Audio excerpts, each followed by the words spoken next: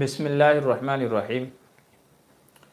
محترم ناظرین کرام، جیسا کہ ہم سب جانتے ہیں کہ اس موجودہ حالات کے اندر کرونا وائرس کی وجہ سے پچھلے کچھ دنوں سے گھروں کے اندر جمعہ پڑھنے کے تعلق سے بہت سارے سوال جواب آئے ہیں۔ بہت سارے سوال جواب اور مسئلے مسائل بہت سارے ہو رہے ہیں، جن کی وجہ سے لوگ کنفیوز ہو گئے کہ آیا گھروں میں جمعہ پڑھنا چاہیے یا نہیں، اور گھروں کے اندر جمعہ پڑھنے کے شرائط کیا ہیں، کون کون سے شرائط ایسی ہیں کہ جن کا پایا جانا ضروری ہے تاکہ ہم گھروں کے اندر جمعہ قائم کر سکیں، اور آیا گھروں کے اندر جمعہ قائم ہو جائے گا یا نہیں۔ تو بہت سارے سوال و جوابات تھے جن کی وجہ سے لوگوں کے درمیان کنفیوزنگ ہو گئی تھی۔ تو اسی سلسلے میں ایک ساتھی نے دارالعلوم دیوبند سے فتویٰ اس سلسلے میں معلوم کیا، اور ان لوگوں کا بھی ایک نیا فتویٰ آیا ہے، تازہ فتویٰ، جس کے اندر انہوں نے گھر کے اندر جمعہ پڑھنے کا جو صحیح طریقہ ہے، جو شرائط ہیں، ان کو بیان کیا۔ تو چونکہ کل جمعہ ہے تو سوچا کہ اس سلسلے میں دارالعلوم کا جو فتویٰ ہے، جو بڑا وضاحتی اور مکمل طریقے سے آدمی کو اطمینان ہو جاتا ہے، تو وہ فتویٰ آپ لوگوں کے سامنے پڑھ کر کے سنا دیا جائے، تاکہ معلوم ہو جائے کہ اس سلسلے میں دارالعلوم نے جو شرطیں بتائی ہیں، جو فتویٰ بتایا ہے، اور جو چیزیں ضروری قرار دی ہیں، وہ کیا کیا ہیں۔ چنانچہ فرماتے ہیں اس سوال کے جواب میں پورا فتویٰ یہ ہے: کرونا وائرس کو لے کر کے پورے ملک میں جو لاک ڈاؤن ہوا ہے، اس کے پیش نظر حالات کی بحالی تک، یعنی جب تک حالات بحال نہیں ہو جاتے، مساجد یا غیر مساجد میں جمعے کے سلسلے میں درج ذیل تفصیل ہوگی۔ یعنی جو تفصیل ہم بتا رہے ہیں وہ تفصیل سامنے رکھیں۔ نمبر 1 تو یہ ہے کہ جن شہروں، قصبات یا بڑے گاؤں میں جمعے کی شرط پائی جاتی ہے اور وہاں کی مساجد میں باقاعدہ جمعہ ہوتا آ رہا ہے، وہاں موجودہ صورتحال میں انتظامیہ یعنی پرشاسن کی طرف سے جتنے افراد کی اجازت ہو ان کے ساتھ جمعہ قائم کیا جائے، بشرطے کہ امام کے علاوہ کم از کم 3 مرد مقتدی ہوں۔ کم سے کم جہاں پہلے سے جمعہ ہوتا آ رہا ہے، تو ایسی مساجد کے اندر کم سے کم امام کے علاوہ 3 آدمی مقتدی حضرات ہوں گے، تو ان کو لے کر کے جمعہ قائم کیا جا سکتا ہے، کوئی حرج کی بات نہیں ہے۔ اور اگر کسی شہر یا قصبے میں موجودہ صورتحال سے پہلے وہاں کی بعض مساجد میں جمعہ ہوتا تھا اور بعض میں نہیں، تو جن مساجد میں جمعہ نہیں ہوتا وہاں بھی حالات کی بحالی تک انتظامیہ کی اجازت کے مطابق 4-5 افراد کے ساتھ جمعہ کر لیا جائے، تاکہ کچھ لوگوں کا جمعہ وہاں ہو جائے۔ یعنی بعض جگہ ایسا ہوتا ہے شہر میں یا جو بڑے قصبے ہیں، گاؤں دیہات ہیں، 4 مسجدیں ہیں لیکن 2 میں جمعہ ہوتا ہے، 2 میں نہیں ہوتا، تو کہہ رہے ہیں کہ جو بقیہ جو 2 مسجدیں ہیں، 5-5 6-6 آدمیوں کو لے کر کے وہاں بھی جمعہ قائم کر لیا جائے، اس کی بھی اجازت ہے، اس کے اندر کوئی مضائقہ نہیں ہے۔ اور ملک کی موجودہ صورتحال میں مساجد میں جو 5-6 سے زیادہ لوگوں کو منع کیا جا رہا ہے، یہ قانونی مصلحت اور حکومتی پابندی کی بنا پر ہے، اور ایسی ممانعت یعنی منع کرنا اذن عام کے منافی نہیں ہوتی، کیونکہ مقصد لوگوں کو نماز جمعہ سے روکنا نہیں ہے، بلکہ قانون شکنی کی صورت میں ہونے والی بڑی پریشانیوں سے بچنا ہے۔ چونکہ علماء نے جمعے کی اجازت میں اور اس کے شرائط میں ایک شرط لکھی ہے، اذن عام، یعنی جس جگہ جمعہ ہو رہا ہے وہاں مسجد میں یا گھر میں ہر ایک کو آنے کی اجازت ہو۔ تو اب چونکہ صرف حکومت نے پابندی لگا دی ہے کہ 5-6 آدمی سے زیادہ وہاں پر جمعہ نہیں قائم کر سکتے ہیں، تو کہہ رہے ہیں کہ یہ جو شرط لگا دی ہے اور 5-6 سے زیادہ آدمی کو منع کیا جا رہا ہے، تو کہتے ہیں کہ یہ شرط اذن عام کے منافی نہیں ہے، کیونکہ جو شرط لگائی جا رہی ہے یہ مصلحتوں کی بنا پر ہے۔ اگر ایسا نہیں بولیں گے تو پھر جو زائد لوگ، 5-6 سے زیادہ جو لوگ جمعے کے اندر شریک ہوں گے، تو گورنمنٹ کے اعتبار سے، قانونی اعتبار سے ان کو پریشانی ہو سکتی ہے، تو اس لیے 5-6 افراد مل کر کے جمعہ قائم کر لیں، یہ اذن عام کے منافی نہیں ہے۔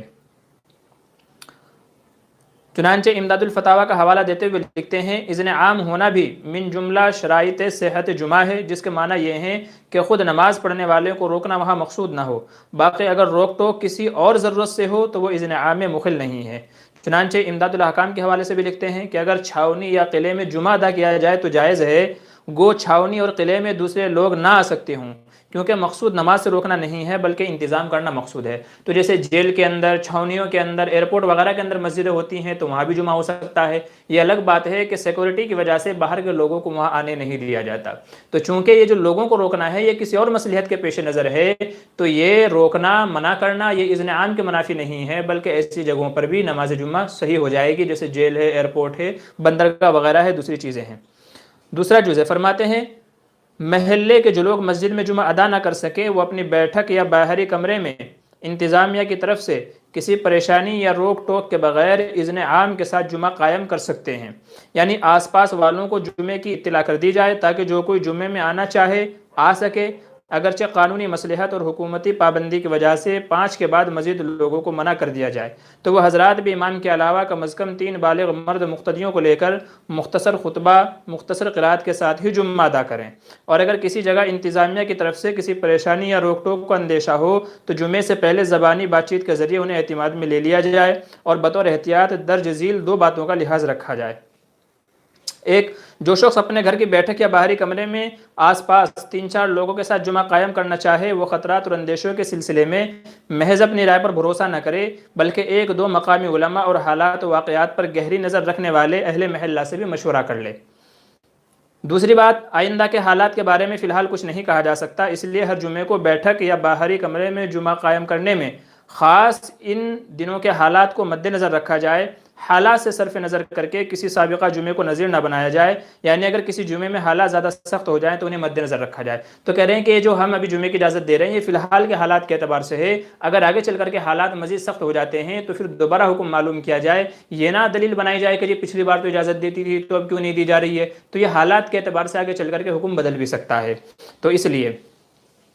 آگے لکھتے ہیں نمبر 3، اور جو حضرات اپنی بیٹھک یا باہری کمرے میں اوپر ذکر کی گئی تفصیل کے مطابق جمعہ قائم نہ کر سکیں، خواہ اس وجہ سے کوئی جمعہ پڑھانے والا میسر نہ ہو یا انتظامیہ کی طرف سے کسی پریشانی یا روک ٹوک کا اندیشہ ہو اور انتظامیہ کو اعتماد میں نہ لیا جا سکے، یا کسی کی طبیعت پر خوف و ہراس غالب ہو، یا امام کے علاوہ مرد مقتدی صرف 1 یا 2 ہوں، وہ حضرات شریعت کی نظر میں معذور ہوں گے اور ان کے لیے جمعے کی جگہ ظہر پڑھنا بلا کراہت درست ہوگا، کیونکہ اسلام میں اپنے کو پریشانی میں ڈالنے کا حکم نہیں ہے اور نہ اس کی اجازت ہے۔ تو اس لیے جو لوگ اس طریقے سے جمعہ قائم نہ کر سکے تو پھر وہ لوگ ظہر پڑھ لیں، اس لیے کہ ان کو معذور مانا جائے گا جن کے اندر یہ شرائط یا اس طرح کے جن کے حالات نہ بن سکے۔ آگے لکھتے ہیں، شہر، قصبہ یا بڑے گاؤں میں جن لوگوں کے لیے جمعے کا نظم نہ ہو سکے یا وہ کسی عذر کی بنا پر یا بلا عذر جمعہ نہ پڑھ سکیں، وہ ظہر کی نماز تنہا پڑھیں گے، جماعت کے ساتھ نہیں، کیونکہ جس بستی میں جمعے کی شرائط پائی جاتی ہوں اور وہاں جمعہ قائم ہوتا ہو، خواہ ایک جگہ ہو یا متعدد جگہ ہو، نیز بڑی جماعت کے ساتھ یا چھوٹی جماعت کے ساتھ، وہاں معذور یا غیر معذور ہر ایک کے لیے ظہر کی نماز با جماعت مکروہ ہے۔ فقہ حنفی کی تمام بنیادی کتابوں اور اکابر علماء دیوبند کے فتاوی میں ایسا ہی ہے اور فقہی دلائل کی بنیاد پر یہی صحیح ہے، اور جو لوگ ظہر با جماعت کی اجازت دیتے ہیں ان کی رائے پر اکثر اہل علم و اصحاب فتاوی کا عدم اطمینان ہے۔ کیونکہ اس سلسلے میں پچھلے دنوں ایک مفتی شبیر صاحب جو شاہی مراد آباد کے صدر مفتی ہیں، ان کا ایک عنوان آیا تھا اور وہ یہ کہہ رہے تھے کہ شہروں کے اندر جن لوگوں کو جمعہ نہ مل سکے تو وہ با جماعت ظہر بھی پڑھ سکتے ہیں۔ تو اس سلسلے میں بڑا خلجان ہو گیا تھا، کچھ لوگ کہہ رہے تھے کہ ظہر جماعت سے نہیں پڑھ سکتے، کچھ لوگ کہہ رہے تھے کہ تنہا پڑھیں، کچھ لوگ کہہ رہے تھے نہیں جماعت کے ساتھ بھی پڑھ سکتے ہیں۔ تو مفتی شبیر صاحب نے 2 علتیں بیان کی تھی کہ 2 علتوں کی وجہ سے جہاں پر جمعہ ہوتا ہو وہاں پر با جماعت ظہر نماز پڑھنا مکروہ ہے۔ 2 علتیں بتائی تھی اور آگے یہ فرمایا تھا کہ چونکہ موجودہ حالات میں یہ 2 علتیں نہیں پائی جاتی، نمبر 1 تو ہے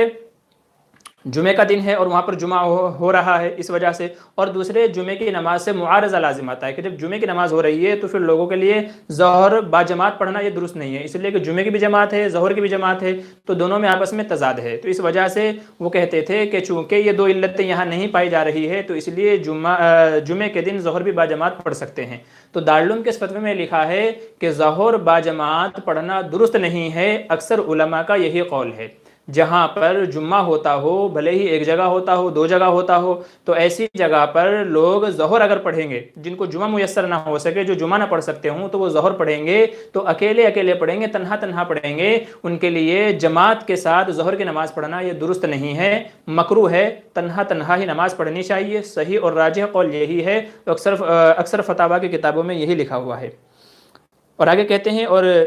جن چھوٹے گاؤں میں جمعے کی شرائط نہیں پائی جاتی وہاں کے رہنے والے حسب معمول جمعے کے دن بھی مسجد یا اپنے گھروں میں ظہر کی نماز با جماعت ادا کریں گے، انہیں ظہر کی نماز تنہا پڑھنے کی ضرورت نہیں ہے۔ یعنی جہاں پر جمعے کی نماز نہیں ہوتی، جیسے چھوٹے جگہ ہیں جہاں بہت پہلے سے جمعہ ہوتا ہی نہیں ہے، وہاں جمعے کی شرائط پائی ہی نہیں جاتی ہیں، تو فرما رہے ہیں کہ ایسی جگہ کے رہنے والے حضرات پھر اپنی مسجد کے اندر ظہر با جماعت بھی پڑھ سکتے ہیں۔ ظہر کی نماز با جماعت پڑھنا مکروہ ہے ان لوگوں کے لیے جہاں پر جمعہ ہوتا ہو، اور جہاں پر جمعہ ہوتا ہی نہیں ہے، جمعے کی شرائط پائی ہی نہیں جاتی، تو پھر ایسے لوگوں کے لیے ظہر کی نماز با جماعت پڑھنا درست ہے، بلا کراہت ان کی با جماعت ظہر کی نماز ہو جائے گی۔ تو یہ دارالعلوم کا نیا فتویٰ ہے۔ اس سلسلے میں پچھلے کچھ دنوں سے سوشل میڈیا کے اوپر یہ بڑی بحث کا موضوع بنا ہوا ہے کہ آیا جمعے کے دن لوگ گھروں میں جمعے کی نماز پڑھ سکتے ہیں یا نہیں، اذن عام پائی جا رہی ہے یا نہیں پائی جا رہی ہے، اور بہت ساری باتیں لوگوں کو لے کر کے سلسلے میں ہوئی تھی۔ تو دارالعلوم سے یہ فتویٰ آیا ہے، ابھی آج کل کا یہ فتویٰ ہے، تو اس میں انہوں نے واضح طور پر یہ بیان کیا ہے کہ مسجد کے اندر جتنے لوگوں کی اجازت ہے مسجد میں جمعہ کر لیا جائے، گھروں کے اندر بھی جمعے کی اجازت ہے، لیکن شرط یہی ہے امام کے علاوہ کم سے کم 3 آدمی ہوں اور خطبے کے ساتھ جماعت کی نماز کی جائے اور دروازہ کھول دیا جائے اور لوگوں سے کہہ دیا جائے کہ بھئی کوئی آنا چاہے تو آ سکے۔ اب یہ سامنے والے کو چاہیے کہ وہ حکومت کے حالات کو مد نظر رکھتے ہوئے دوسرے کے گھر میں نہ جائے، بلکہ اگر کسی کے گھر میں 4-5 مرد حضرات ہیں تو وہ خود ہی اپنے گھر میں جماعت کر لیں، جمعہ ان کا ادا ہو جائے گا۔ تو اگر ہر گھر کے اندر 4-4 5-5 آدمی ہوں تو ہر ایک اپنے گھر کے اندر اس طریقے سے اذن عام کی اجازت دے کر کے جمعہ قائم کر سکتا ہے کہ بھئی جس کو آنا چاہے وہ آ سکتا ہے۔ تو اس طریقے سے اذن عام بھی پائی جائے گی اور جمعے کی نماز بھی باجماعت گھروں کے اندر ادا ہو جائے گی۔ اب ساتھ ساتھ میں ایک مسئلہ اور آخر میں یاد رکھتے چلیں، بہت سارے لوگ یہ سوال کر رہے ہیں کہ جی جمعے کا جو خطبہ ہے آیا اس کو ممبر پر کھڑے ہو کر کے دینا ہے یا اس کی کیا شکل ہوگی؟ تو اس کا جواب یہ ہے کہ ایک کرسی رکھ لیں، پہلا خطبہ کھڑے ہو کر کے دے دیں، نارمل زمین پہ کھڑے ہو کر کے پہلا خطبہ دے دیں کتاب میں دیکھ کر کے، یا موبائل میں دیکھ کر کے بھی جمعے کا خطبہ پڑھ سکتے ہیں مختصراً، موبائل میں جمعے کا خطبہ دیکھ کر کے بھی پڑھ سکتے ہیں اگر کسی کو